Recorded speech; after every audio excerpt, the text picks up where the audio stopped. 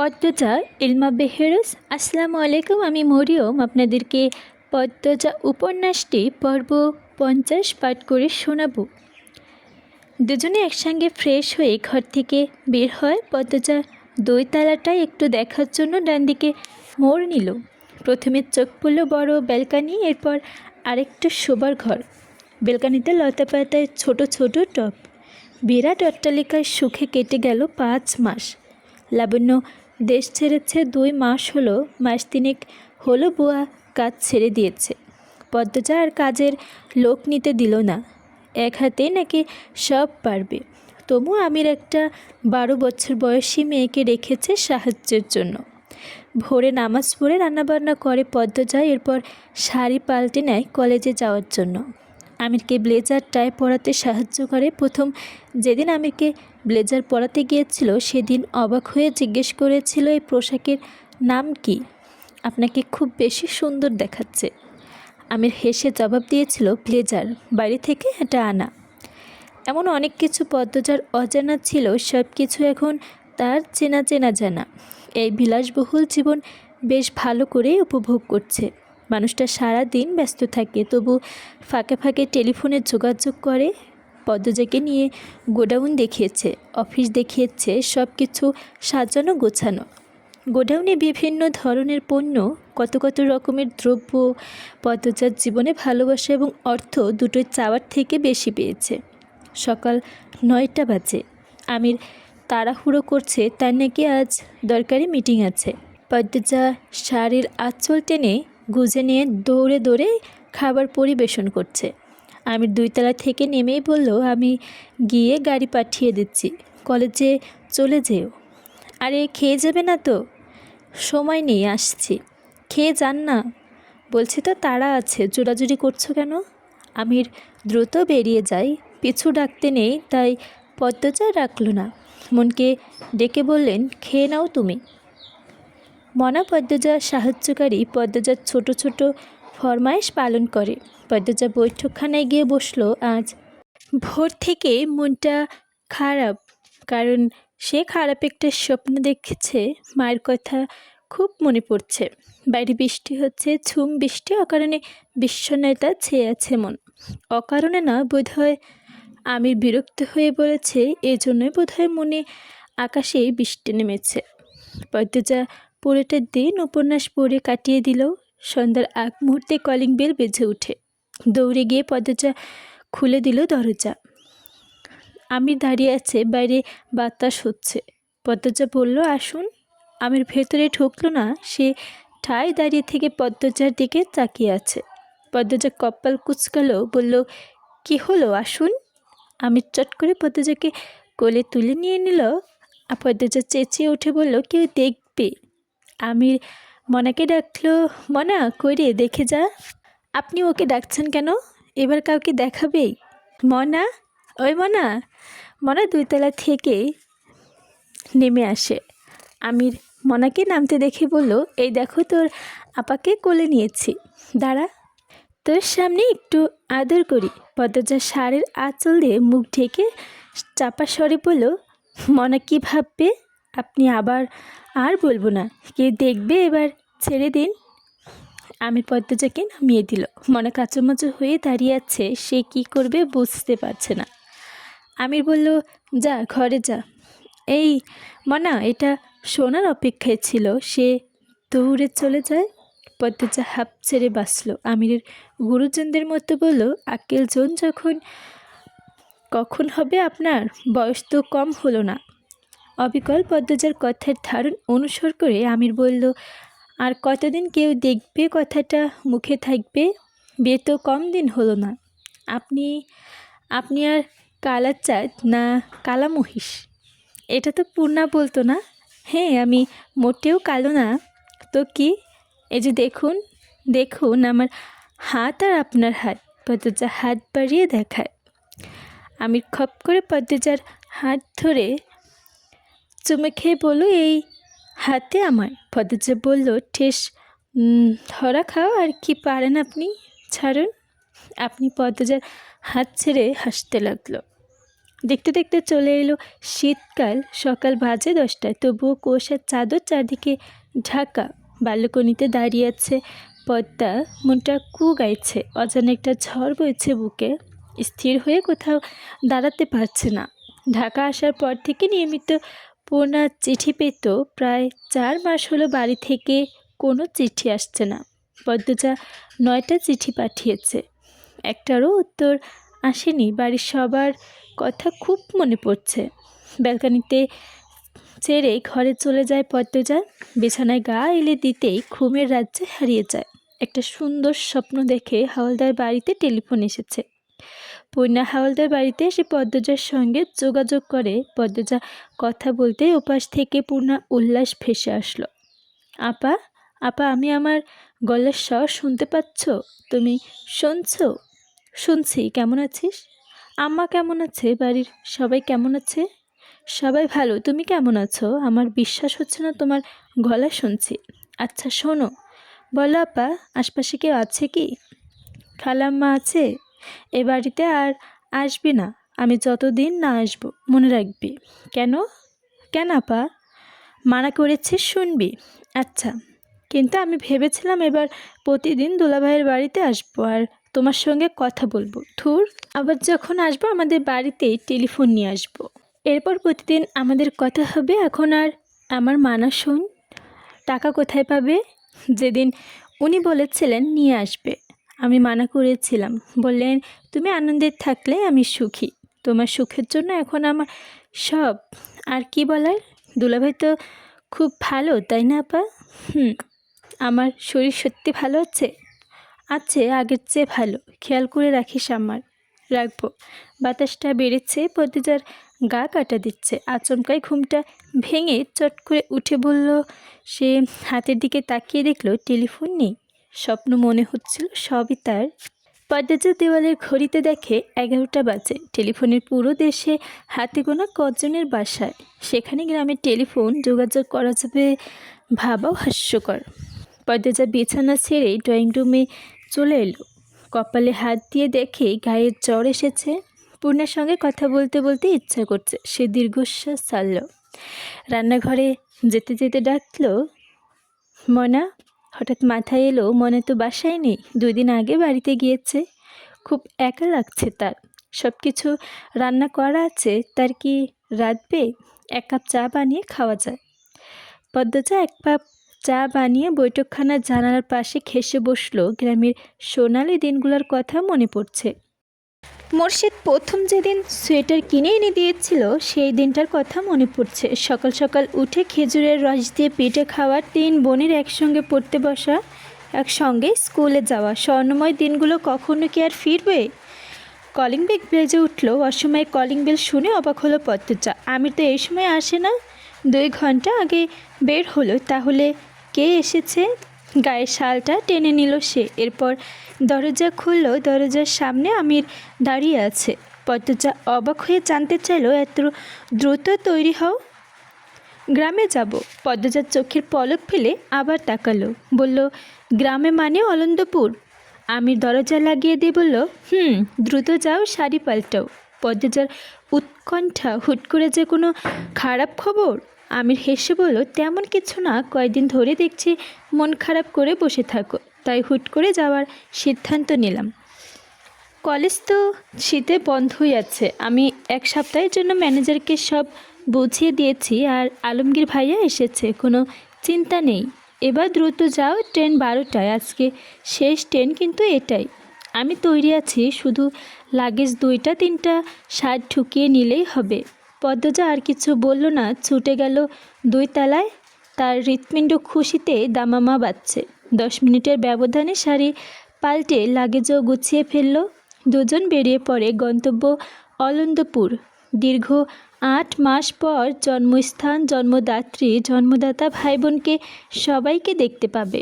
ভেতরে ভেতরে উত্তেজনা এতটাই কাজ করছে যে শীতের প্রকোপ টের পাচ্ছে না পদ্মজা। কেবিনে ঢোকার পর থেকে বারবার এক কথাই বলে চলেছে সে, কতদিন পর যাচ্ছি। হুট করে আমাকে দেখলে জ্ঞান না হারিয়ে ফেলে? পূর্ণা নিশ্চয়ই অজ্ঞান হয়ে যাবে। আমির হাসলো। পদ্মজা এক হাত মুঠোয় নিয়ে বলল, আসো গল্প করি। পদ্মজা তাকালো। তার চোখ দুটি হাসছে, চিকমিক করছে। সে প্রশ্ন করলো, আলমগীর ভাইয়া আমাদের বাসায় উঠবেন? না, অফিসেই থাকবে। রানিয়াপা ভালো আছে? কিছু বলেছে? আমির চুল ঠিক করতে করতে ব্যথিত স্বরে বলল, ওর জীবনটা নষ্ট হয়ে গেছে। বাচ্চা নষ্ট করে দিল না, এরপর মৃত বাচ্চা জন্ম দিল। এখন অবস্থা আরও করুণ, ঘরেই বন্দি। ইস, খারাপ লাগে ভাবলে। মানুষটির কপাল এত খারাপ হয় কি করে? মোড়ল বাড়ির সড়ক দেখা যাচ্ছে। পদ্মজা খুশিতে আত্মহারা। দ্রুত হাঁটছে। সে কখনো পাহাড়ি শাড়ি বোরকা পরে না, তবে আজ পরেছে। শাড়ি বোরকা দুটোতেই ভারী কাজ করা, চকচক করা ছোট বড় পাথর। দেখলে মনে হয় হীরাপন্ন চিকচিক করছে। সে তার মাকে দেখতে চায়। সে কতটা সুখী তার কোনো কমতি নেই তার জীবনে। মোড়ল বাড়ির গেট ধাক্কা দিয়ে ভেতরে ঢুকতেই সব আনন্দ উল্লাস নিভে যায়। পূর্ণাপেমা দাঁড়িয়ে আছে। দুজনে চেনা যাচ্ছে না, শুকিয়ে কয়লা হয়ে গেছে। চোখে ঢুকে গর্তে, গাল ভাঙা গালে শুধু হাড়। মনে হচ্ছে কতদিন অনাহারে কাটিয়েছে। পূর্ণা পদ্মজাকে দেখেই আপা বলে কেঁদে উঠল। ছুটে এলো, দপ করে বসে পড়ল মাটিতে। প্রেমা দৌড়ে এসে পদ্মজাকে জড়িয়ে ধরে কাঁদতে থাকলো। পদ্মজা বাক্রুদ্ধ, অজানা আশঙ্কায় গলা শুকিয়ে আসছে। চোখ দুটো মাকে খুঁজছে। পদ্মজা আমিরের দিকে তাকালো। আমিরের চোখ অস্থির। পদ্মজা প্রেমার মাথায় হাত বুলিয়ে দিয়ে আর চোখে দেখে পূর্ণা হাউমাউ করে কাঁদছে। কেন আসছে না ছুটে? কিসের এত কষ্ট তার? পদ্মজা এগিয়ে আসে। পূর্ণাকে টেনে তুলে ক্ষীণ স্বরে বলল, এত শুকিয়েছিস কেন? আম্মা আম্মা ভালো আছে? আপা বলে পদ্মজা শক্ত করে জড়িয়ে ধরল পূর্ণাকে। পদ্মজা ঘরের ভেতর তাকালো। কয়জোড়া চোখ তার দিকে তাকিয়ে আছে। অজ্ঞাত ভরে গলা দিয়ে কথা আসছে না তার। পূর্ণাকে এক হাতে জড়িয়ে ধরে ঘরের ভেতরে ঢুকলো। দরজা ঘরে চেনা অনেকগুলো মুখ। প্রতিবেশীর সবাই আপন মানুষগুলো কোথায়? পদ্মজা আরও দুপা এগিয়ে আসে। উঠোন থেকে মঞ্জুয়ারার কণ্ঠ ভেসে আসে, পদ্ম আইসে? পদ্ম। সদর ঘরের মধ্যেখানে পাটিতে শুয়ে আছে হেমলতা। গায়ের ওপর কাঁথা, মেরুদণ্ড সোজা করে রাখা। গোলাপ জলের ঘ্রাণ চারপাশে। পদ্মজার বুকের হাড়গুলো যেন গুঁড়ো গুঁড়ো হতে শুরু করলো। বুকের এত ব্যথা হচ্ছে, সহ্য করা যাচ্ছে না।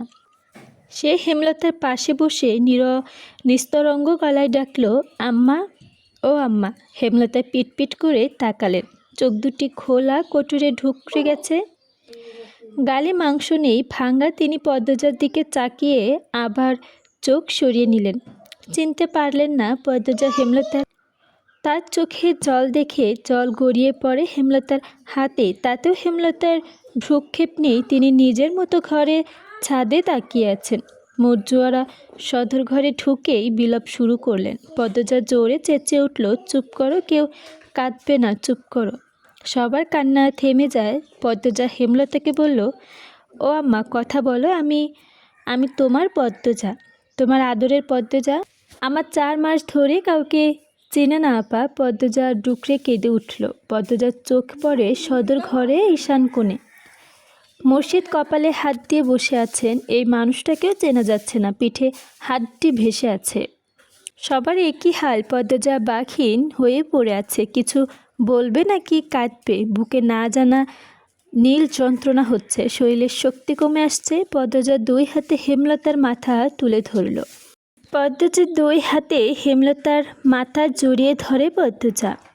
হেমলতা তাকালেন। আকুতি ভরে কণ্ঠে বলল, একবার কথা বলো আম্মা, একবার 2 হাতে জড়িয়ে ধরো। হেমলতা হাত দুটো নেতিয়ে আছে মাটির উপর।